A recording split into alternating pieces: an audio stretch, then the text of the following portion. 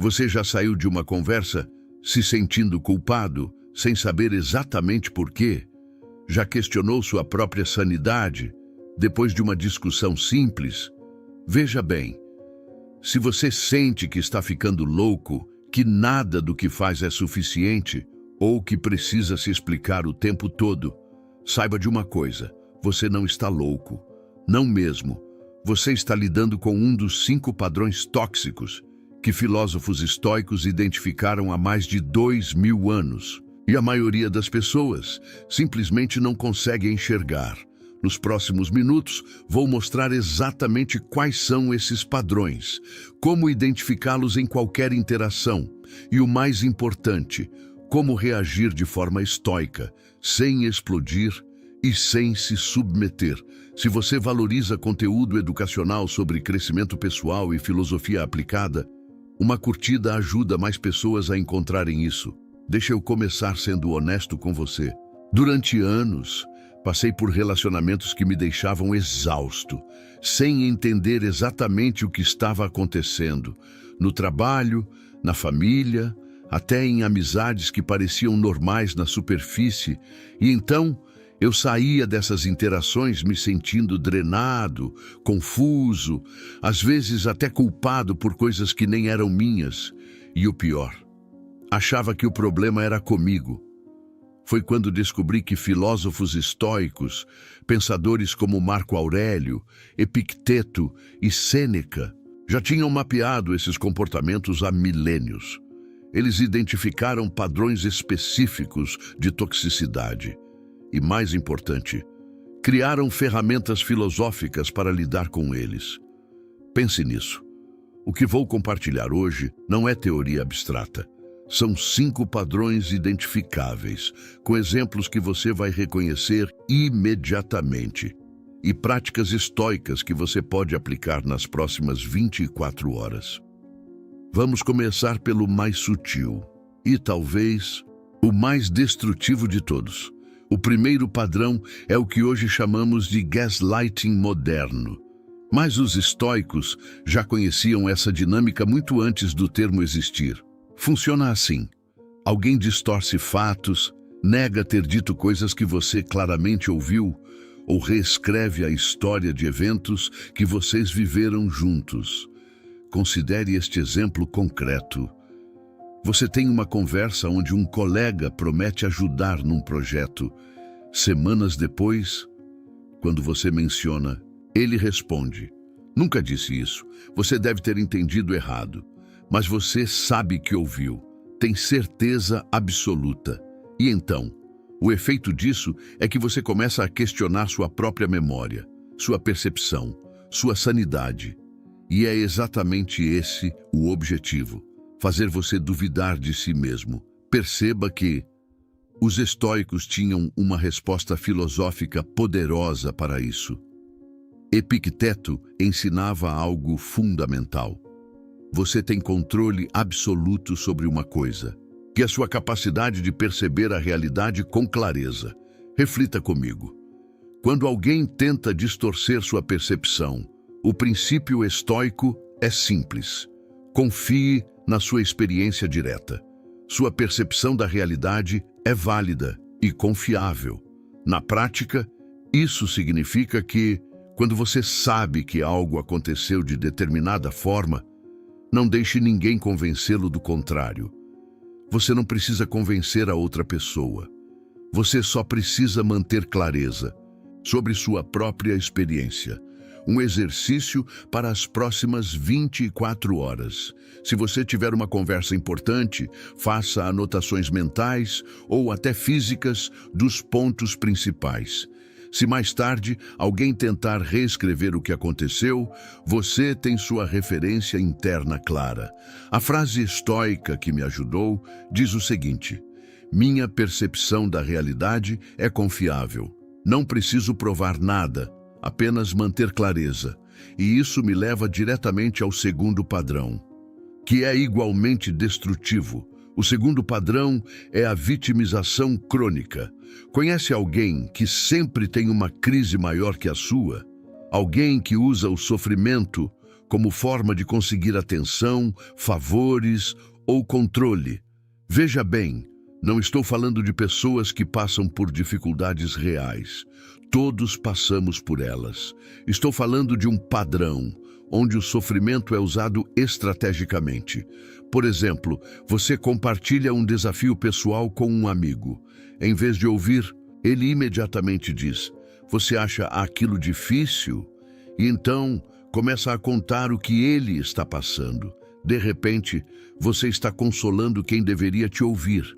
Ou então, aquela pessoa que sempre precisa de ajuda urgente. Mas quando você precisa, ela está ocupada com suas próprias crises intermináveis. Pense nisso. Os estoicos tinham um conceito chamado amor fati, que significa aceitar a responsabilidade pela própria vida. Marco Aurélio escreveu em suas meditações que nossa vida é moldada pelos nossos pensamentos. O que ele está dizendo é que cada um de nós tem agência sobre como respondemos à vida. Pessoas que usam a vitimização crônica abdicaram dessa agência e querem que você abdique da sua também. Mas veja, a resposta estoica não é falta de compaixão, é compaixão com limites. Você pode ter empatia genuína sem se tornar responsável pelo bem-estar emocional constante de outra pessoa. Uma prática para os próximos 3 dias. Quando alguém se vitimizar para conseguir algo de você, observe o padrão, responda com empatia genuína, mas não ceda automaticamente. Pergunte-se: estou ajudando ou sendo manipulado? Uma resposta estoica simples seria dizer: entendo que isso é difícil para você. O que você está fazendo para resolver? Você reconhece a dificuldade, mas devolve a responsabilidade, porque aqui está a verdade. Você não pode resolver os problemas de outras pessoas. Isso está fora do seu controle. O que está sob seu controle são os seus limites. E isso nos leva ao terceiro padrão, que muita gente sente, mas poucos identificam claramente. Você já evitou alguém só de pensar na energia que seria necessária para uma simples conversa? Esse é o terceiro padrão, o vampirismo emocional. E não é exagero metafórico. Algumas pessoas literalmente drenam sua energia vital. Funciona assim: você está bem, encontra essa pessoa por 10 minutos e sai se sentindo completamente exausto, sem motivo aparente. A conversa pode até ter sido superficialmente normal. Note alguns exemplos concretos. Aquele familiar que reclama incessantemente, mas rejeita todas as soluções. O colega que transforma qualquer interação em um monólogo sobre problemas. Ou a pessoa que precisa constantemente de validação emocional. Perceba que os estoicos chamavam isso de ameaça à ataraxia, que é a nossa tranquilidade interior. Eles entendiam que preservar sua paz mental não é egoísmo, é uma necessidade fundamental.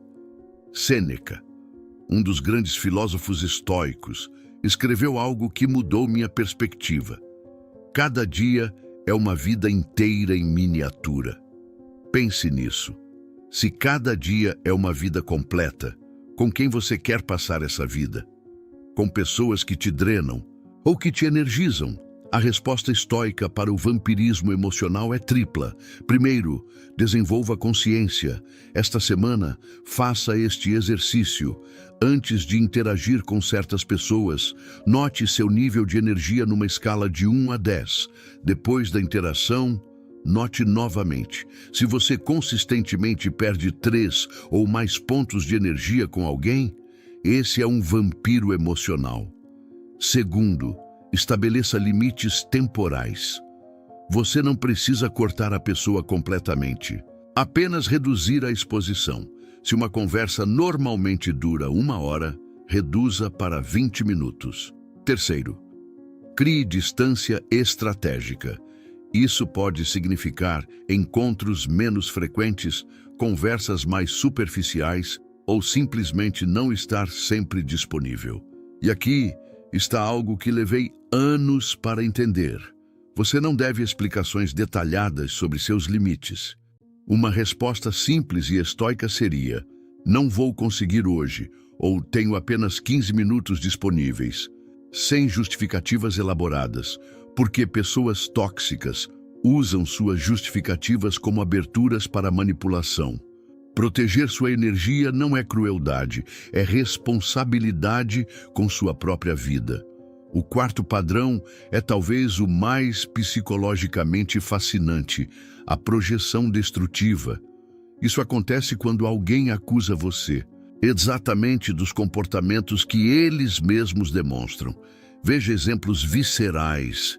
O parceiro que é emocionalmente distante e te acusa de ser frio, ou o amigo que sempre cancela planos e diz que você é pouco confiável, ou ainda o colega que fofoca constantemente e te chama de falso. É desorientador, porque você se vê defendendo algo que não faz, enquanto a pessoa que realmente faz aquilo está te atacando. Reflita comigo. Os estoicos tinham clareza absoluta sobre isso, através da dicotomia do controle, que é a divisão fundamental entre o que depende de você e o que não depende. As inseguranças, os defeitos e as sombras de outra pessoa não dependem de você, não estão sob seu controle e nunca estarão. Epicteto ensinou que não são os eventos que perturbam as pessoas, mas as interpretações sobre eles. Traduzindo para uma linguagem moderna, não é o que acontece que te afeta, é a história que você conta sobre o que aconteceu, e você escolhe essa história. Quando alguém projeta as inseguranças dele em você, a armadilha é aceitar essa projeção como verdade. Você começa a se defender, a se justificar e a tentar provar que não é aquilo. Mas veja, a resposta estoica é uma pergunta simples, mas poderosa. Isso é verdade sobre mim ou sobre quem está falando? Deixa eu te dar um exemplo pessoal. Houve um momento em que alguém próximo me acusou de ser manipulador. Minha primeira reação foi defensiva. Eu queria provar que não era verdade, listar evidências, justificar cada ação. Mas então, apliquei a pergunta estoica e olhei honestamente para minhas ações. Percebi que não havia manipulação, apenas limites claros que a pessoa não queria aceitar. Aí veio a segunda parte. Isso é verdade sobre quem está falando? E percebi que essa pessoa usava a manipulação constantemente, através da vitimização e da distorção de fatos. A acusação era, na verdade, uma confissão, uma prática imediata. Quando alguém te acusar de algo, antes de reagir, faça uma pausa. Conte até 5. Pergunte-se: aquilo é verdade sobre você? Se a resposta honesta for não, você não precisa se defender. Você pode simplesmente dizer: entendo que você vê assim, mas eu vejo diferente, e manter sua paz. Porque aqui está a liberdade estoica. Você não precisa da aprovação de ninguém sobre quem você é. Você conhece suas próprias intenções e ações. E isso basta. O quinto padrão tóxico é a triangulação, e é especialmente comum em ambientes de trabalho e dinâmicas familiares. A triangulação acontece quando alguém cria drama, envolvendo uma terceira pessoa, em vez de resolver questões diretamente com você. Por exemplo, em vez de a pessoa dizer que está chateada, ela conta para outra pessoa, que depois conta para você. Ou ela diz: fulano também acha que você agiu errado, apenas para dar um peso artificial ao argumento. O objetivo? Controle, criação de alianças e fazer você se sentir isolado, evitando a responsabilidade por conflitos diretos. Outro exemplo: você tem um desacordo com alguém no trabalho e então, em vez de conversar diretamente, essa pessoa começa a reclamar de você para os colegas, criando uma narrativa negativa. Ou aquela dinâmica familiar, onde a mãe diz: seu irmão está preocupado com você. Em vez de expressar a própria preocupação dela, ela triangula, usando o seu irmão. Pense nisso. Os estoicos tinham um princípio fundamental de viver segundo a natureza racional, e a abordagem racional é a comunicação direta e honesta, sem intermediários desnecessários. Marco Aurélio, que governava um império cheio de intrigas políticas, escrevia em seu diário: "A melhor vingança é não se tornar igual àquele que te ofendeu." Isso é profundo. Quando alguém triangula, a tentação é fazer o mesmo. Criar suas próprias alianças, espalhar sua versão da história. Mas isso te transforma na pessoa tóxica e você perde sua integridade no processo. Perceba que a resposta estoica para a triangulação é a comunicação direta, sempre. Uma prática concreta. Quando alguém vier até você dizendo que outra pessoa falou algo de você, sua resposta pode ser: "Obrigado por compartilhar. Vou conversar diretamente com a pessoa sobre isso." Você não entra no jogo e não alimenta a triangulação. Você vai direto à fonte. E se alguém tentar te usar como intermediário, pedindo para você falar com outra pessoa por ela, sua resposta estoica: "Acho melhor você falar diretamente com a pessoa. Posso até estar presente, se ajudar, mas não vou transmitir mensagens." Você estabelece um limite claro de que não participa de comunicações indiretas. Identifique qualquer triangulação ao seu redor nas próximas 2 semanas. Quando envolver você, estabeleça comunicação direta. Quando não envolver, simplesmente não participe. Uma frase estoica que carrego é: "Minha integridade vale mais que qualquer aliança baseada em fofoca." Agora que vimos os 5 padrões, a pergunta é: como integrar tudo isso na vida real? Vamos ser práticos. Conhecimento sem aplicação é só informação interessante, e quero que você saia daqui com ferramentas reais. Primeiro, desenvolva o que chamo de radar de toxicidade, que é a consciência ativa dos 5 padrões: a distorção da realidade, a vitimização crônica, a drenagem energética, a projeção destrutiva e a triangulação social. Durante os próximos 7 dias, apenas observe, não tente mudar nada ainda, só note quando esses padrões aparecem em suas interações. Pode ser útil fazer anotações mentais, ou até físicas, sobre o que percebeu nas reuniões ou conversas do dia. Segundo, crie seu protocolo de resposta estoica pessoal. Para cada padrão, tenha uma resposta preparada. Para o gaslighting, confie na sua percepção. Para a vitimização, tenha empatia com limites. Para o vampirismo, mantenha consciência e distância. Para a projeção, pergunte se aquilo é sobre você ou sobre eles. E para a triangulação, use a comunicação direta. Não precisa memorizar frases prontas, apenas internalize os princípios. Com o tempo, suas respostas ficam naturais. Terceiro, e isso é crucial, pratique a dicotomia do controle diariamente. Todo estoico sério faz essa pergunta, várias vezes ao dia. Isso depende de mim? Se a resposta é não, redirecione sua energia. Você não pode controlar comportamentos tóxicos de outras pessoas. Você tem 0 controle sobre isso e nunca vai ter. O que você controla são suas respostas, seus limites, sua presença ou ausência e suas escolhas sobre onde investir tempo e energia. Deixa eu compartilhar algo que aprendi dolorosamente. Você não pode curar pessoas tóxicas, não pode convencê-las a mudar e não pode amá-las tanto a ponto de elas se transformarem. Isso está fora do seu controle. E tentar controlar o incontrolável é a receita perfeita para o sofrimento. O que você pode fazer é estabelecer limites saudáveis, proteger sua paz e escolher com quem você passa seu tempo, que é a sua própria vida. Quarto, desenvolva as pausas estoicas, que são momentos de checagem ao longo do dia, 3 vezes por dia. Pela manhã, à tarde e à noite, pause por 30 segundos e pergunte-se: onde estou investindo energia hoje? Isso está sob meu controle? Estou vivendo segundo meus valores? Minha paz interior está preservada? Essas micropausas trazem você de volta ao centro, sendo especialmente úteis quando você está preso em dinâmicas tóxicas.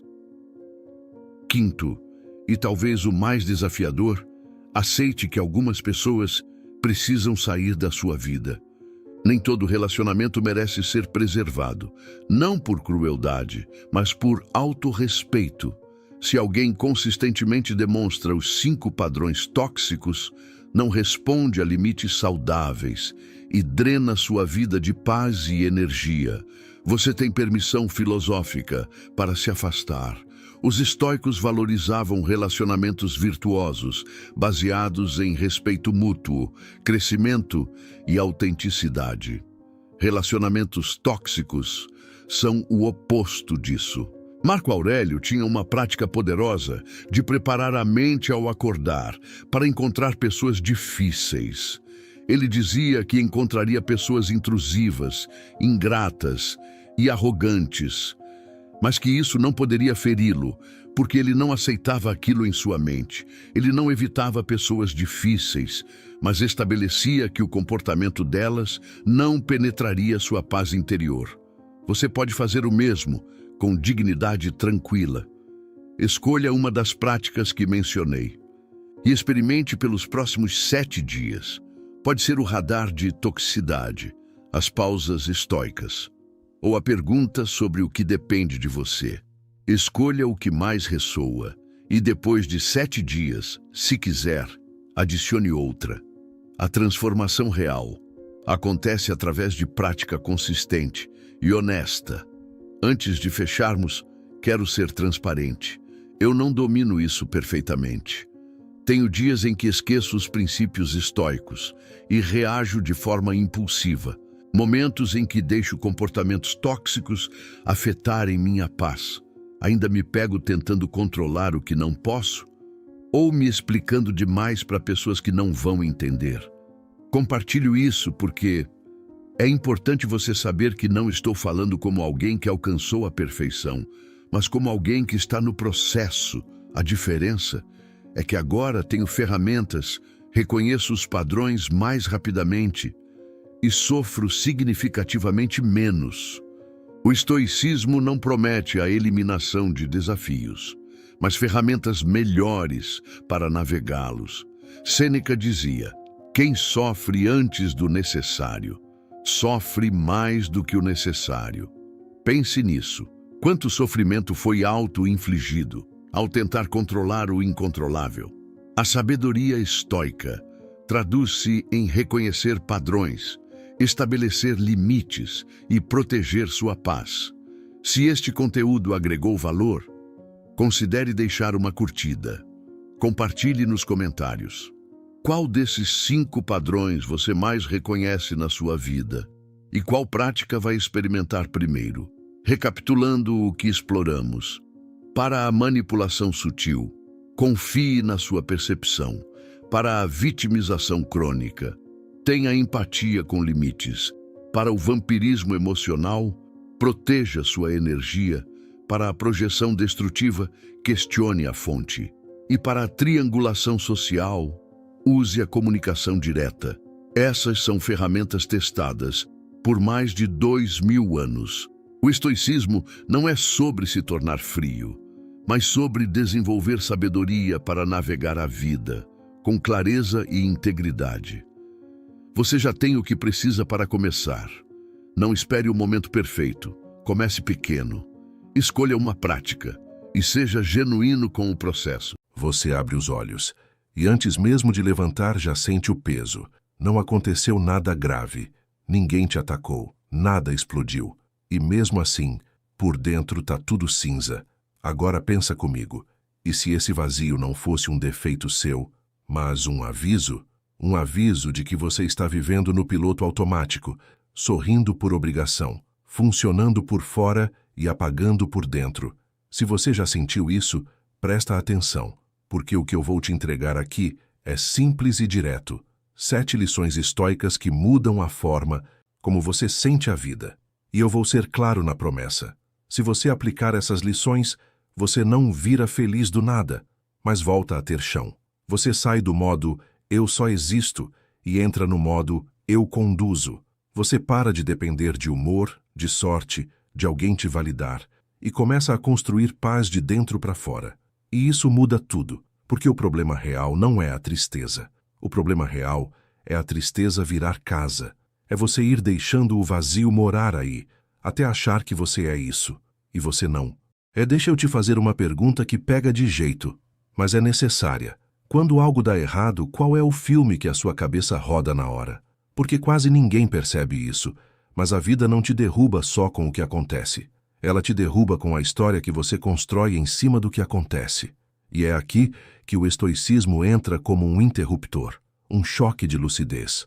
Os estoicos diziam, com todas as letras, o fato é o fato. O sofrimento vem do sentido que você cola nele. Não é papo bonito. É mecânico, é prático.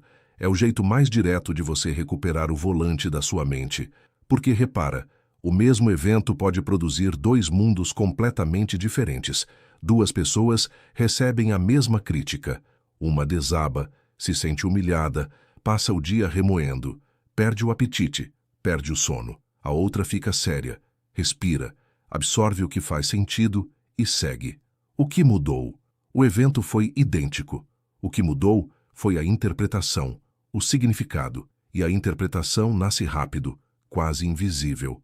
Ela aparece antes do raciocínio.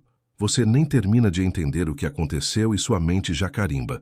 Isso é ruim, isso é perigoso, isso é prova de que eu não sirvo, isso confirma que eu tô sozinho, isso mostra que nada vai para frente. E quando você acredita nessa história, o corpo obedece, o peito aperta, a energia some, o mundo fica pesado, a tristeza vira neblina. Agora pensa comigo numa imagem simples. Sua mente é um narrador que pega o que acontece e coloca trilha sonora. Se ele coloca trilha de tragédia, até um problema pequeno vira catástrofe. Se ele coloca trilha de aprendizado, o mesmo problema vira um ajuste de rota. E o pior é que esse narrador tem um vício muito comum. Ele ama a pior versão da história, porque a pior versão dá uma sensação falsa de controle. A mente pensa assim: se eu assumir o pior, eu me protejo. Só que ela não te protege, ela te desgasta. Vou te dar cenas do dia a dia, para você sentir isso no corpo. Você manda uma mensagem, a pessoa demora para responder. E a realidade é só essa, uma mensagem sem resposta.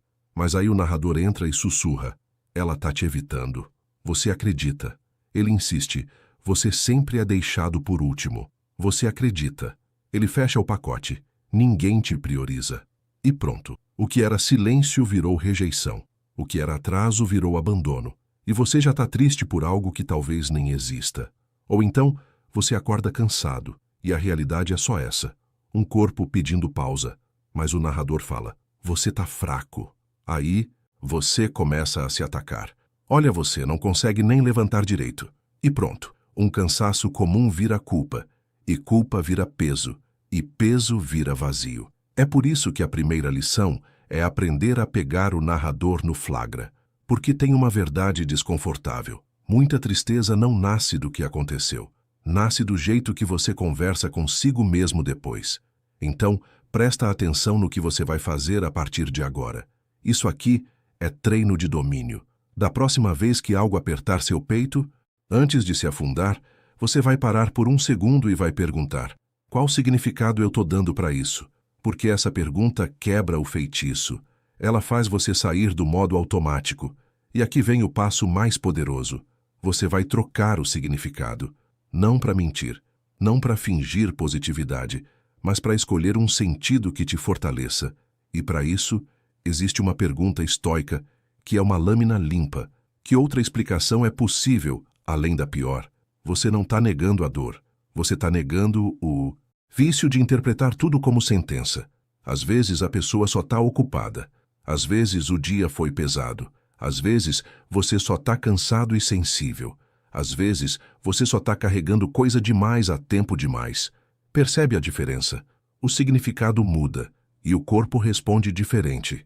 E tem um outro jeito de fazer isso ainda mais forte. Você transforma o evento em treino.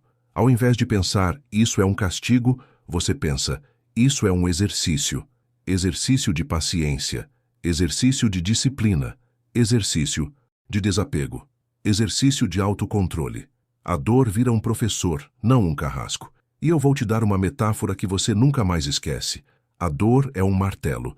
Um martelo pode destruir ou pode construir. O martelo é o mesmo. O que muda é a sua mão. Quando você usa a dor para se humilhar, ela te quebra. Quando você usa a dor para se entender, ela te molda. E é aqui que nasce a virada. Você para de perguntar, por que isso está acontecendo comigo? Como se a vida estivesse te perseguindo. E começa a perguntar, para que isso está acontecendo comigo? Essa pergunta muda o eixo. Você sai do papel de vítima e entra no papel de aprendiz. Porque por quê geralmente te prende no passado. Para quê te puxa para o próximo passo. E esse próximo passo é simples, mas exige coragem. Você registra. Quando a tristeza te dominar, pega um papel e escreve duas coisas, sem rodeio. O que aconteceu? Seco. Sem drama. Que significado você colocou nisso? E aí você faz a troca consciente. Eu estou dizendo que isso significa X, mas eu escolho que isso signifique Y. Por exemplo, ele não respondeu. Meu significado automático é, eu não sou importante. Agora você troca. Eu escolho que isso signifique, eu não vou implorar por atenção. Eu vou cuidar de mim. Outro exemplo. Eu falhei numa coisa hoje. Meu significado automático é, eu sou um fracasso. Troca. Eu escolho que isso signifique, eu descobri um ponto fraco e vou ajustar. Isso parece simples, mas é como girar uma chave dentro da cabeça, porque você começa a entender que a emoção é consequência do significado, e quando você muda o significado, você muda a emoção, você muda o seu corpo, você muda o seu dia. Não é mágica, é treino. E aqui vai a parte mais honesta. No começo, você não vai sentir melhora imediata, porque sua mente está acostumada a interpretar de um jeito há anos, mas cada vez que você troca o significado, você enfraquece o caminho antigo e fortalece um caminho novo. É como abrir trilha no mato. A trilha velha está aberta, larga, fácil. A trilha nova é fechada, difícil no início. Mas se você passa por ela todo dia, ela vira estrada. E um dia, sem perceber, você já está reagindo diferente. E é aqui que eu quero cravar uma frase que vale ouro. O mundo não te domina. Quem te domina é o narrador que você deixa falar sozinho dentro de você. Quando você aprende a escolher o significado, você não vira frio. Você vira livre. Livre para sentir sem virar refém. Livre para passar pela dor sem morar nela. Livre para pegar uma situação difícil e transformar em ferramenta, não em prisão. Então guarda isso como a primeira chave. Você não precisa mudar a vida inteira hoje. Você só precisa mudar o sentido que você dá ao que te acontece. Porque o controle que você procura lá fora, na verdade, começa aqui dentro. Deixa eu te mostrar uma coisa que quase ninguém percebe. O vazio raramente nasce do que está acontecendo. Ele nasce do que não está acontecendo. Mas você está vivendo como se estivesse. Porque a tristeza mais silenciosa é essa. Você está sentado aqui, mas sua cabeça está longe. Metade de você está presa num passado que já acabou, e a outra metade está correndo atrás de um futuro que ainda nem existe. E aí, você fica dividido. E uma pessoa dividida não tem paz. É por isso que tem dias em que nada grande aconteceu, mas você sente um peso absurdo. Você não brigou, não perdeu ninguém, não tomou uma notícia devastadora. Mesmo assim, está sem cor. Por quê? Porque você não está vivendo o agora. Você está vivendo filmes. Filme do passado. Eu devia ter feito diferente. Filme do futuro. E se der errado? Filme do passado. Por que eu deixei isso acontecer? Filme do futuro. E se eu nunca melhorar? E repara no que é cruel. Essas duas coisas, passado e futuro, têm uma coisa em comum. Você não pode tocar. Não dá para segurar. Não dá para consertar com as mãos. Mas a mente trata como se fosse real. Como se você estivesse no meio de um incêndio. E é aí que o estoicismo entra com a frase que muda tudo. O único lugar onde você tem poder é no agora. Você só consegue agir agora. Você só consegue respirar agora. Você só consegue escolher agora. O resto é memória ou imaginação. E olha como isso bate na vida real. Tem gente que acorda já cansada, sem ter começado o dia, porque acorda direto no futuro. Ela abre o olho e já pensa: tenho que resolver aquilo, tenho que dar conta disso, tenho que aguentar aquela pessoa, tenho que ser forte, tenho que... O corpo nem saiu da cama e a mente já colocou uma mochila de 100 quilos nas costas. Outras pessoas acordam e caem no passado. Elas lembram do que perderam, do que fizeram, do que falaram, do que foram, e aí tentam viver hoje com o peso de ontem. O resultado é sempre o mesmo: ansiedade ou tristeza, porque você está brigando com um tempo que não obedece. Agora deixa eu te dar uma imagem simples, mas muito forte. A sua atenção é como um holofote. O que ela ilumina cresce. Se o holofote fica no passado, crescem culpa, arrependimento e saudade que dói. Se o holofote vai para o futuro, crescem medo, pressão e sensação de ameaça. Mas se o holofote volta para o agora, cresce calma, cresce clareza, cresce presença. E presença não é filosofia bonita. Presença é fisiologia. Quando você está no agora de verdade, o seu corpo muda. A respiração desacelera, o ombro baixa, o maxilar solta. Você para de apertar a vida com os dentes. É como se você deixasse de lutar contra um fantasma e finalmente pisasse no chão. E a pergunta é: como fazer isso quando a mente está acelerada com uma coisa que parece pequena, mas é uma arma? O corpo. Porque a mente pode te enganar com histórias, mas o corpo te puxa de volta para a realidade na hora. Então, quando o vazio bater, você não precisa resolver sua vida inteira. Você só precisa fazer o que os estoicos fariam: ancorar. E eu vou te ensinar uma ancoragem simples, falável, de verdade. Você para, você sente os pés no chão, você inspira fundo como se puxasse ar até o fundo da barriga. Você expira devagar como se estivesse tirando o peso do peito. E aí você se pergunta: o que é real agora? Real agora é: eu tô respirando. Real agora é: eu tô aqui. Real agora é: eu tenho um corpo. Real agora é: eu posso escolher o próximo passo. E quando você repete isso, você está fazendo uma coisa que muda tudo. Você está quebrando o ciclo da mente viajando, porque a mente viajando é uma máquina de sofrimento. Ela cria problema que não existe e depois tenta resolver. Agora vem um ponto que dá um choque em muita gente. Muitas vezes o vazio não é falta de sentido, é excesso de ruído. Você vive com tela demais, informação demais, comparação demais, opinião demais. Sua mente não tem silêncio, ela não tem espaço, ela está sempre ocupada. E mesmo assim você se sente vazio. Por quê? Porque ocupação não é presença. Você pode passar 10 horas fazendo coisas e ainda assim não viver nenhum minuto de verdade, porque sua cabeça estava pulando. Então o estoicismo dá uma ordem simples: reduza o barulho. E isso aqui é prático. Não é palestra. Tem dias que o que você precisa para voltar a sentir paz não é um grande propósito. É 10 minutos sem celular. É um banho sem vídeo. É uma caminhada sem música. É comer olhando para o prato, não para a tela. Você começa a reaprender algo que a tristeza te roubou. A sensação de estar vivo. E eu vou te dar uma cena que você vai reconhecer. Você está com alguém, mas não está com alguém. Você ouve, mas já está pensando na resposta. Você ri, mas por dentro está distante. O corpo está ali. A mente está em outro lugar. Quando você vive assim, a vida vira fumaça. Passa por você e você nem sente. Então, no agora, você faz o contrário. Você olha de verdade. Você ouve de verdade. Você toca a vida de verdade. E isso não significa não ter objetivos. Não. Significa não sacrificar seu presente por um futuro que ainda não chegou. Você pode construir o futuro sem deixar o agora virar lixo, porque no fundo, o agora é o único lugar onde a alegria consegue nascer.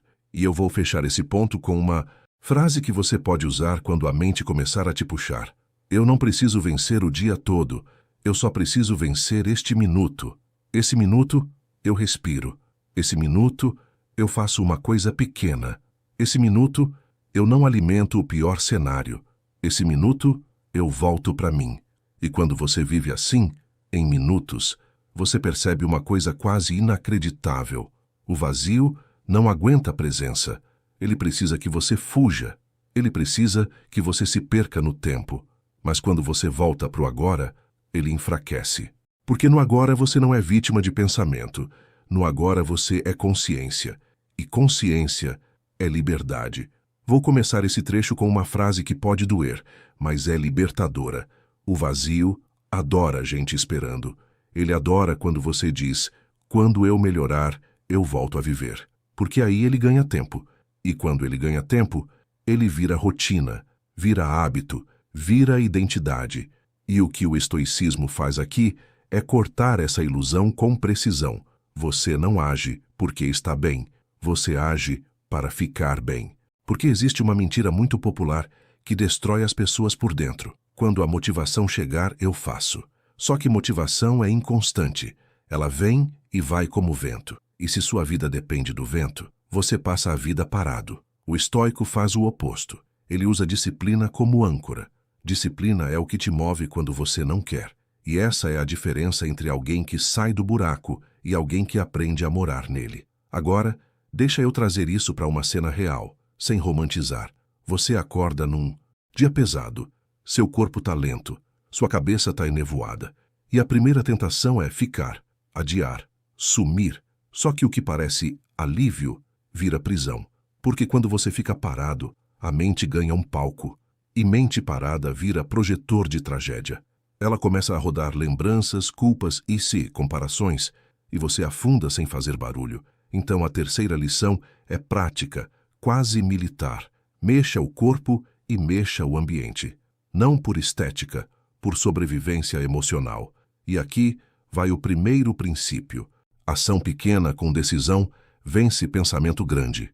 Você não precisa arrumar a vida. Você precisa quebrar a inércia. E quebrar a inércia é assim.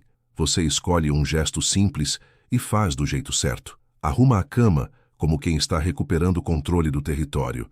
Abre a janela como quem está abrindo oxigênio para a mente. Toma um banho como quem está tirando o peso do dia da pele. Coloca o tênis e anda 10 minutos como quem está dizendo, eu ainda comando. Repara como isso muda o jogo. Você para de negociar com a tristeza. Você dá uma ordem, porque a tristeza se alimenta de conversa mole. Hoje não dá. Hoje eu não tenho energia. Hoje eu não consigo. Ela ama isso.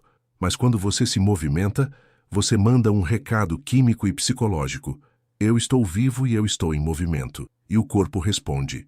Não precisa ser academia, não precisa ser atleta. Precisa ser movimento, caminhada curta, alongamento, flexão no chão, subir escada, dançar. O tipo de ação é menos importante do que o fato de ter você agir. Agora vem um ponto que pouca gente entende.